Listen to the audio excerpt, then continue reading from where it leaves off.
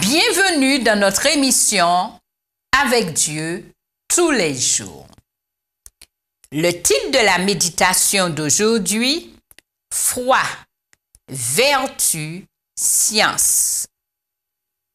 Comme sa divine puissance nous a donné tout ce qui contribue à la vie et à la piété, au moyen de la connaissance de celui qui nous a appelés par sa propre gloire et par sa vertu. 2 Pierre 1, verset 3.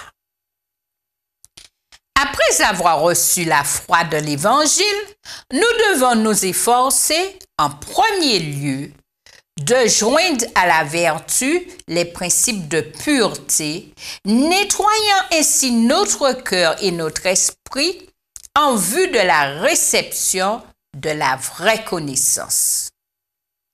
L'apôtre nous a présenté l'importance d'une progression continue dans la vie chrétienne. Notre manque de connaissance spirituelle est sans excuse.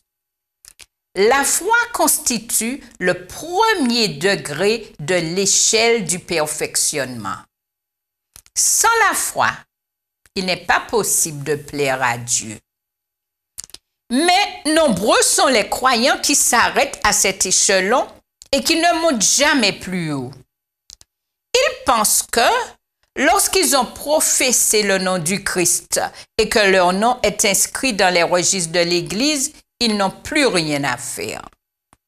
La foi est indispensable. Mais la parole inspirée déclare: joignez à votre foi la vertu. Ceux qui désirent la vie éternelle et une place dans le royaume de Dieu doivent poser, pour l'édification de leur caractère, les fondements de la vertu. Jésus sera la pierre de l'angle de cet édifice. Tout ce qui souille l'âme doit être banni de l'esprit et de la vie. Lorsque les tentations se présentent, il faut leur résister avec la force du Christ. Nous devons cultiver dans nos caractères la vertu de l'agneau sans tache, jusqu'à ce que notre âme puisse atteindre la pureté. L'exemple de Joseph prouve que la jeunesse peut rester pure tout en étant en contact avec le monde et ses péchés et joindre à la foi la vertu. Chaque instant de notre vie est une réalité intense, lourde de responsabilités solennelles.